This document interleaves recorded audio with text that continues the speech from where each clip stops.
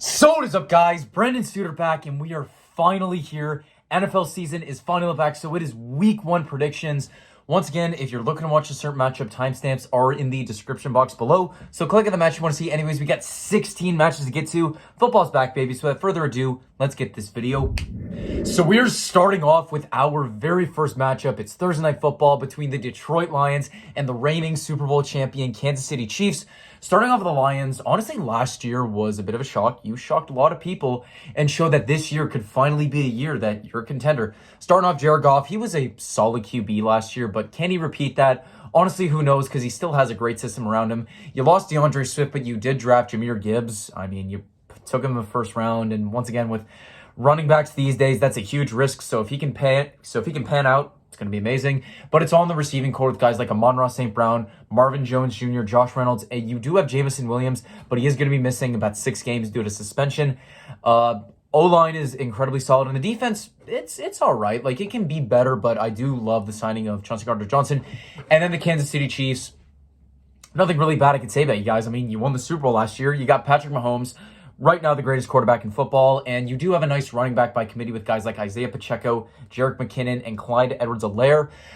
And the receiving core, it's a little bit thin with guys like Kadarius Toney, Marquez Valdes-Scantling, and Sky Moore, but once again, Travis Kelce.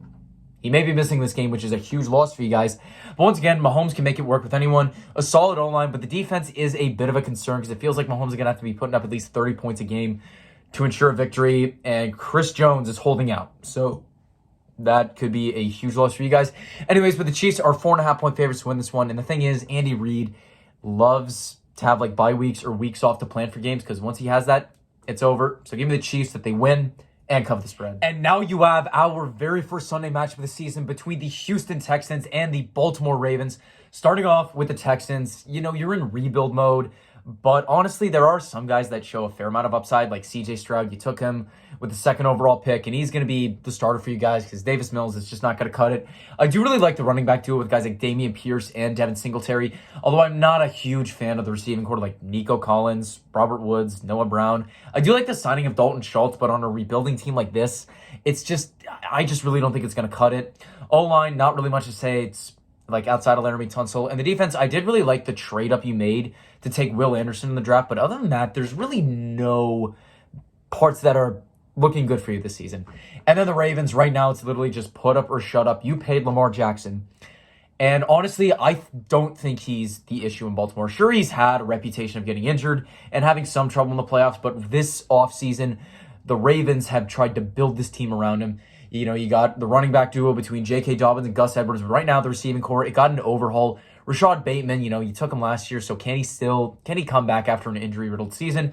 The draft pick of Zay Flowers, I absolutely love. And the signing of Odell Beckham Jr., going to be some good guys to give Lamar to throw to. But, of course, number one guy is always going to be Mark Andrews. O-line is solid, and the defense is fine. But once again, the big question is, can you guys stay healthy? Because health has always been a huge issue for you guys in the past couple of years. And you know, once that first injury comes, you just start to derail. But Ravens are 10-point favorites to win this one. I have no faith in the Texans. Give me the Ravens that they win and cover the spread. Actually, you know what? No, I'm going to say they don't cover the spread because, you know, they were notorious for choking fourth quarter leads last year. So I'm going to say Texans keep it close. And now you have our very next matchup, a classic NFC South rivalry between the Carolina Panthers and the Atlanta Falcons. To be fair, either of these teams can win the division, which is absolutely pathetic with how weak it is, but starting off with the Panthers, yeah, you guys did choose to tear it down. You know, Baker Mayfield, Sam Darnold, they weren't going to cut it. So in comes the number 1 overall pick, Bryce Young. And you made some interesting signings. I did like the signing of Miles Sanders. The receiving core is unique with guys like Adam Thielen, DJ Chark, and Jonathan Mingo. I thought the Hayden Hurst signing was pretty solid. And the defense and O-line, not too much to really look at. But to be fair, I didn't mind the signing of Frank Reich. So it can't be as bad as it was last year when Matt Rule was still your head coach for a fair amount of time. And then the Falcons, right now, there was just some interesting moves that were made in the offseason. Starting off, you're choosing to stick with Desmond Ridder as your QB. He didn't really show much upside last year, but if he fails, you know, you got Taylor Heineke as your backup. And, of course, you took Bijan Robinson with a top 10 pick. Now, with how electric he was in college, you know, he really has to do well because that doesn't cut it in the NFL anymore, just taking a running back in the top 10 or even the first round. Because, like, you have a solid running back core with guys like Tyler Aguilar or Cordero Patterson. Of course, headlined by the receiving core, headlined by Drake London, and as well as guys like Matt Collins and Scott Miller. But, Kyle Pitts, your number one tight end. The offensive line is fine, but I did love all the moves that you made for the defense. I think it's a great attempt at rebuilding the team. Anyways, the Falcons are 3.5-point favorites to win this one. But you know what? I'm going to say that Bryce Young comes in to Atlanta and stuns the Falcons. So give me the Panthers in an upset. And now you have our very next matchup, a classic AFC North rivalry between the Cincinnati Bengals and the Cleveland Browns. Starting off with the Bengals, you just fell short last year in the AFC Championship game, but you guys have come back and are looking to make another push for the Super Bowl. Starting off, Joe Burrow, he did get injured in preseason. There were some questions if he was going to come back, but he just confirmed that he's going to be playing week 1. So that is a huge plus for your team because the offense is incredible, especially running backs in like Joe Mixon. Once again, the three-headed monster of Jamar Chase, T. Higgins, and Tyler Boyd. And I do like the signing of Irv Smith Jr. as your tight end. Offensive line is okay, but the defense definitely took a few hits. The biggest hit was losing Jesse Bates. So I do expect this defense to regress a little bit. Now, how much they regress, who knows? And then the Cleveland Browns, honestly, right now, it's kind of like the Ravens, kind of a put up or shut up season, especially for Deshaun Watson. Last year he was not good, but considering how much time he had off, that may have been why. So if he comes back and if he plays like how he did in Houston, that is a terrifying thing to see out of the Cleveland Browns. Once again, running back led by Nick Chubb, and receiving core solid with guys like Amari Cooper, nice signing Elijah Moore, and Donovan Peoples-Jones, and of course you got David Njoku, the guy who he's so inconsistent as a tight end. O-line is pretty solid, and the defense, it's fine, but once again, I'm just going to be very concerned about injuries. But anyways, the Bengals are 2.5-point favorites to win this one. I'm going to say that they win and cover the spread. And now you have our very next matchup between the Pittsburgh Steelers and the San Francisco 49ers. Starting off the Niners, the big headline of the offseason is who is going to be QB number 1? Because you brought in Sam Darnold. Brock Purdy was recovering from an injury, or would it be Trey Lance? Turns out Trey Lance wasn't going to cut it, so you shipped him off to Dallas. And Sam Darnold, it's Sam Darnold. So Brock Purdy, he is going to be the number 1. Now, is he going to play like he did last year? I do expect a bit of regression, but the truth is he doesn't have to be Superman because the team built around him is elite with the running back duo and Christian McCaffrey and Elijah Mitchell, and a receiving core with guys like Deebo Samuel, Brandon Ayuk, Juwan Jennings, and of course, George Kittle at tight end. Offensive line is great, and so is the defense. There were some concerns because Nick Bosa was planning on holding out, but you just inked him to be the highest paid defensive player in football, which is absolutely mind-blowing. So once again, it's right now for you guys, it's put up or shut up, Lombardi or bust. And then the Steelers, you guys are a bit of an interesting team. You're going to be above 500 because it's Mike Tomlin, but how well you're going to do, who knows? Anyway, starting off, it is the Kenny Pickett era right now. You got Najee Harris as running back and a decent receiving trio with guys like George Pickens, Deontay Johnson, and a low-risk signing of Allen Robinson. And you got Pat Freiermuth as your tight end. The O-line is okay, but once again, Matt Canada is still the offensive coordinator for the team, so he is heavily holding them back. Once again, this team is built by their defense, and it's like the offense a few years ago was the highlight, but now it's the defense. So who knows how it's going to go. Anyways, Niners are 2-point favorites to win this one, and get Nick Bosa back, that's huge. So give me the Niners if they win and cover the spread. And now you have our very next matchup between the Arizona Cardinals and the Washington Commanders. Starting off with the Cardinals. My hopes and prayers out to any fans who are watching this because you guys are an absolute mess right now. And Kyler Murray, he's going to be out for the foreseeable future. So who's your QB1? Josh Dobbs. Just right off the season. No. You guys are tanking right now. It doesn't really matter who else you have, whether it's like James Conner at running back, Hollywood Brown and Rondale Moore as your receivers. But of course, still love your tight end and Zach Ertz. And the O-line, not really much to highlight. And the defense is a hot mess. So honestly, right now, I just don't really know what to expect from you guys. And then the Commanders, you guys are finally free of Dan Snyder. It's a victory for everyone. Thank God he is no longer the owner of your franchise. Anyway, starting off the Carson Wentz era, it's gone. So right now, incoming in Sam Howell. Now, he did play one game starting QB last year, and he did well against the Cowboys, but they were still resting a ton of people. So I'm not going to count my chickens before they hatch on Sam Howell, but a solid running back duo in Brian Robinson and Antonio Gibson. Receiving core, once again, also very solid with guys like Terry McLaurin, Jahan Dotson, and Curtis Samuel, as well as a tight end like Logan Thomas. O-line is okay, and the defense, hoping that it can stay healthy, especially a guy like Chase Young. Now, currently, the Commanders, they are favored to win this one by 7, and I'm going to say that they win, but don't cut the spread. And now you have our very next matchup between the Tampa Bay Buccaneers and the Minnesota Vikings. Starting off with the Buccaneers, you guys benefited off being in the worst division in football last year, made the playoffs, and got smoked by the Cowboys. This year it's gotten worse because Tom Brady retired, so now you got Baker Mayfield and Kyle Trask as your QBs. Running back is led by Rachaad White as you cut ties with Leonard Fournette. Receiving core is always solid with guys like Mike Evans and Chris Godwin, but Mike Evans, he could be traded because he's not happy with the talks on contract extensions, so he could possibly request a trade if these continue to go down south. The O-line, definitely not as strong as it once was. And the defense, to be fair, if it can stay healthy, it's going to be a formidable unit, especially with that front seven. And then the Vikings, last year, it was literally heart attack city with you guys. Every game, no matter what, it was always close and down to the wire. First round exit last year, so a lot of eyes are going to be on you this year. Starting off, Kirk Cousins, he's not the worst option at QB, but he's also not the best. So he's still solid, but still leaves a lot to be desired. You cut ties with Dalvin Cook, which was a bit of a shock, but in comes Alex Mattison to be your number one back.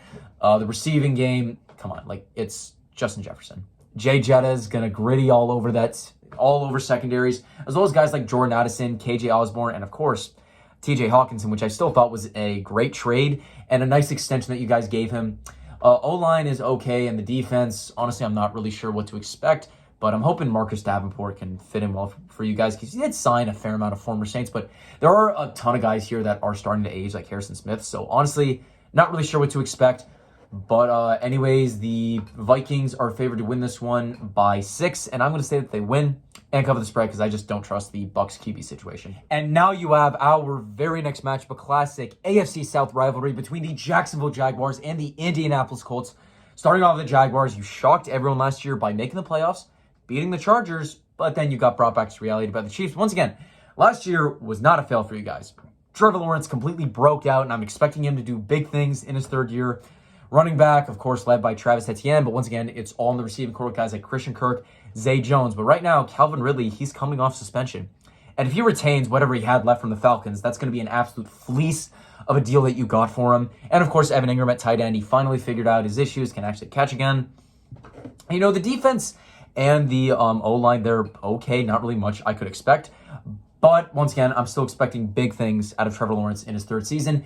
And then the Colts, you guys finally realized that old, washed-up QB rentals were not the solution. So what'd you do? You went out and drafted Anthony Richardson.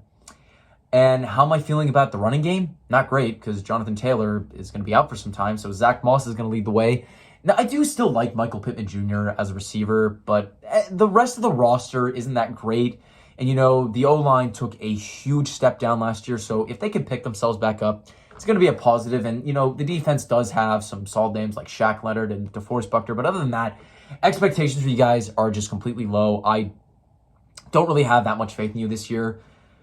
But, you've always killed off my hope every single season. But anyways, Jags are 5-point favorites to win this one. I'm going to say they win, but don't cover the spread. And now you have our very next match between the Tennessee Titans and my boys in the New Orleans Saints. Starting off with the Titans, it's just a very weird spot that you're in right now. You had a huge collapse last year, and ultimately, I just don't have that much faith towards you guys. We got Ryan Tannehill at QB. You know what you're getting out of him.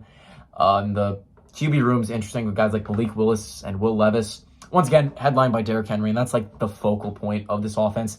And the receiving core, some interesting names like DeAndre Hopkins, but I really hope he doesn't fall like Julio Jones and Randy Moss did, as veteran receivers tend to die in Tennessee. The O-line, it's okay. The defense, they did face a ton of injuries last year, so if they can, once again, they can stay healthy, they're going to be a formidable unit. And then the Saints, really as a fan, I just don't really know what this team's all about, because we're not good enough to contend, but we still have enough high-end talent where we're not bad enough to tank. And with how bad the NFC South is this year, realistically, we could win the division. I definitely thought Derek Carr was an interesting signing at QB. Now, to be fair, I feel like we're starting to fall down the path of the Indianapolis Colts, where we're just trying to find these cheap QB replacements to replace our generational talent. Like, just bringing in veterans, like washed up veterans. So Derek Carr, is he washed? Who knows? Running back core solid with like Jamal Williams, Kendra Miller, Alvin Kamara facing a 3-game suspension, but he got off light. Like, considering what happened, 3 games is just a slap on the wrist.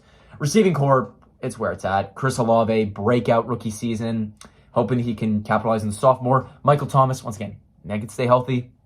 Absolute beast, because you can't guard Mike.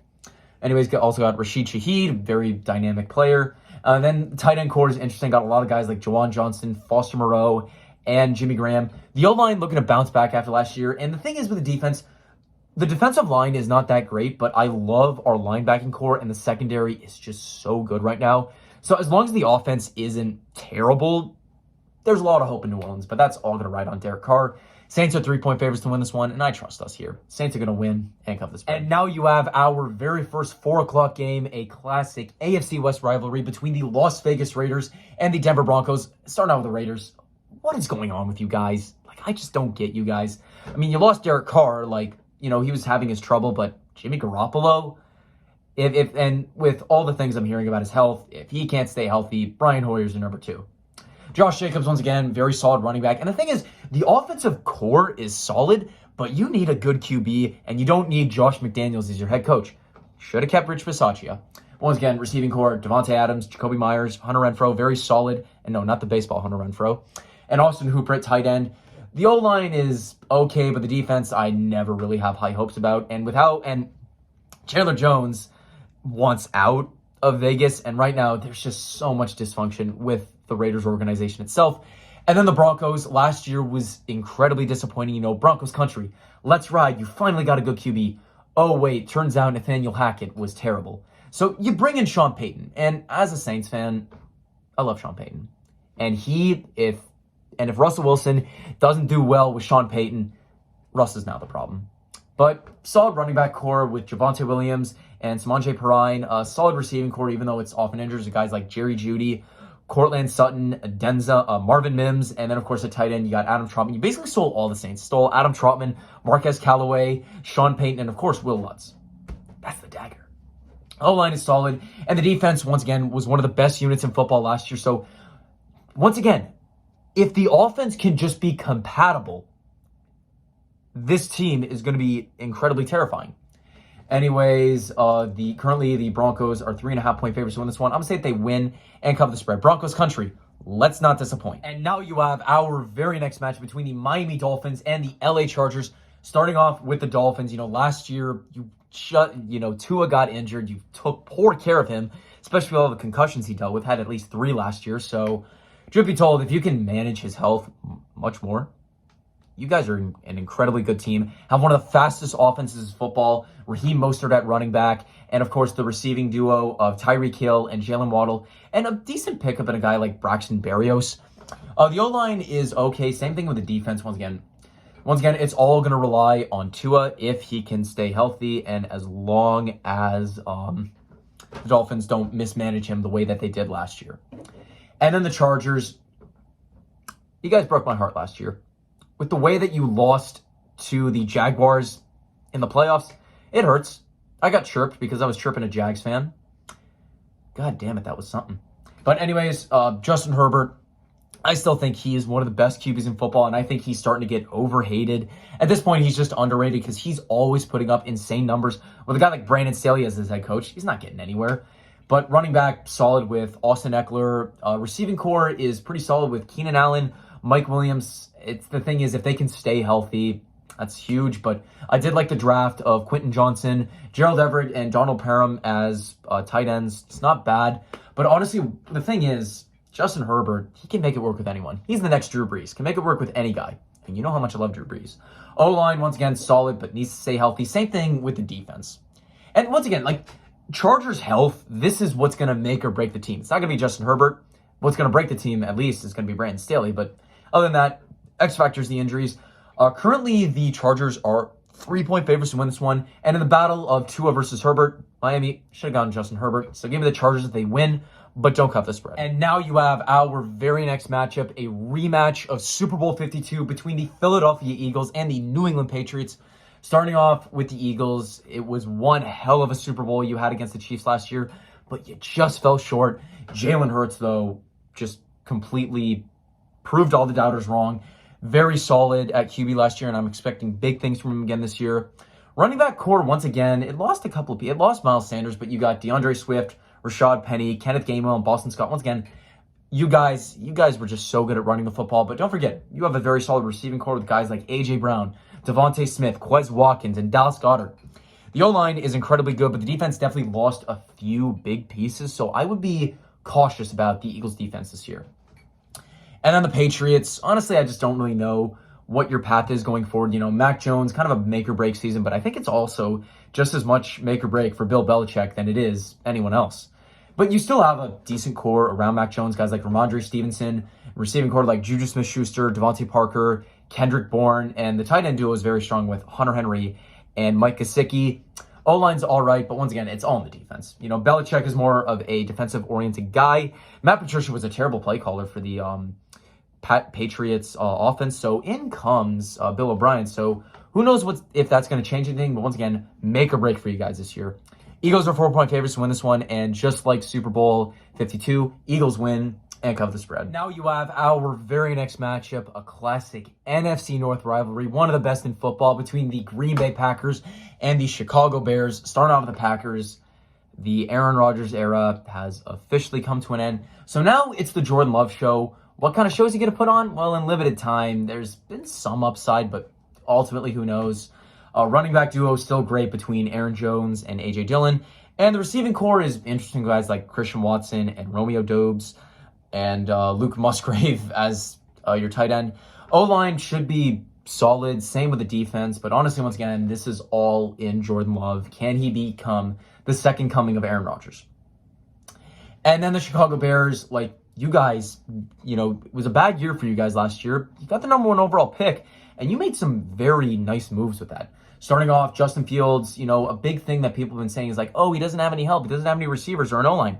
So you gave him an O-line, and you gave him some solid receivers. You traded for DJ Moore. And you also got guys like Darnell Mooney, Chase Claypool, Cole Kmet, and Robert Tonyan. So honestly, this is a put-up-or-shut-up season for Justin Fields. Otherwise, we're going to start labeling him as a bust. So no excuses. The O-line's is not very special, so Fields is still going to be running for his life.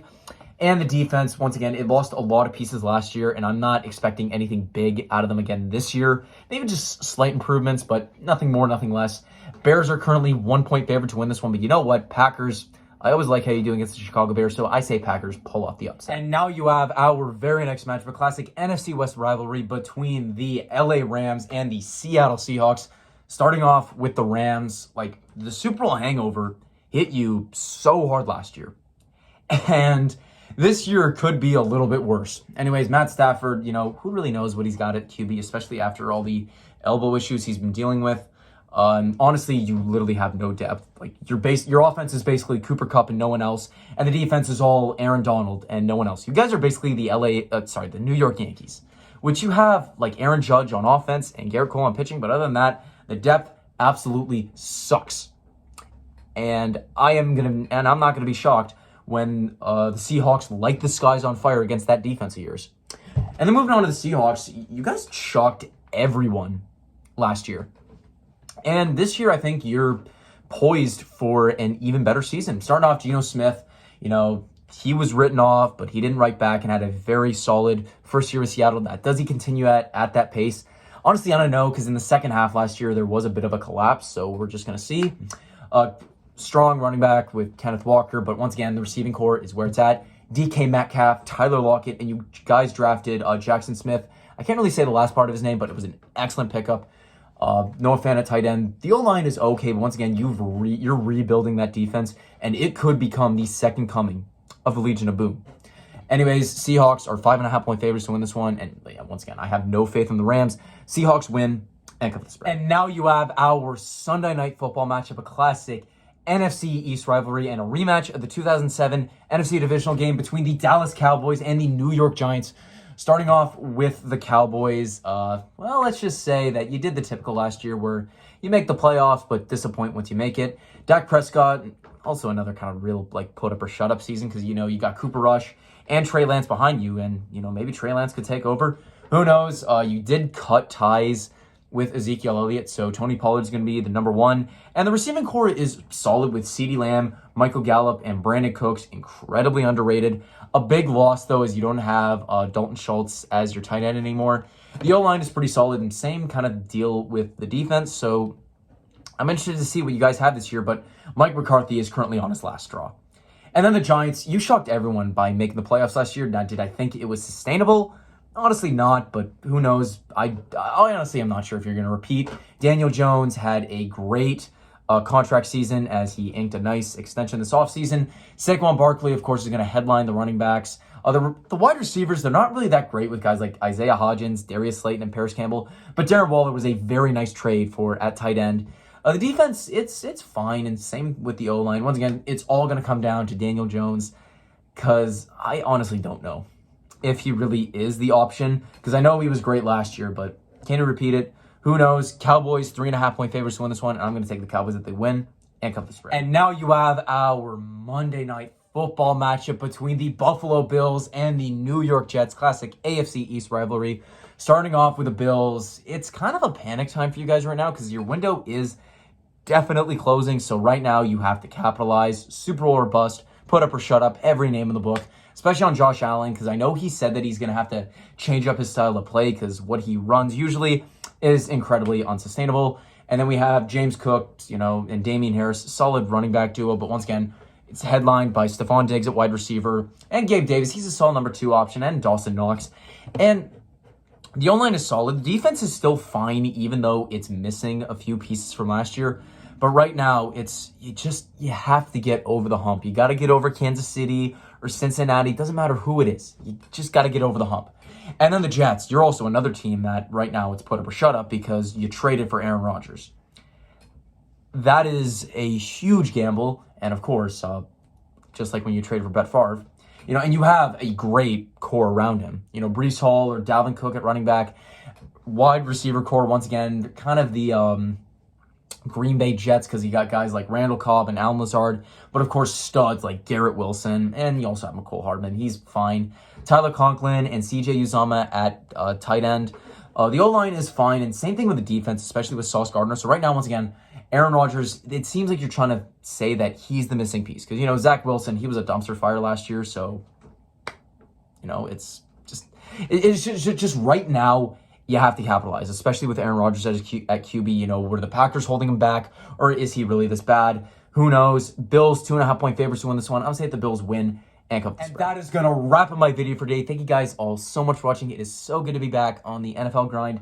If you want to watch my Super Bowl 56 prop bet video, click right over here. If you like this video, drop a like, subscribe by clicking over here, or the subscribe button down below. I'll comment down below who you have for this week, upset of the week, lock of the week, favorite team going to win. Follow me on all my social medias, Instagram, Snapchat, and TikTok, at Brendan Suter. Thank you all for watching. Have a great day. Who Dat Nation, still rocking the Jays, because they're stressing me the hell out. Is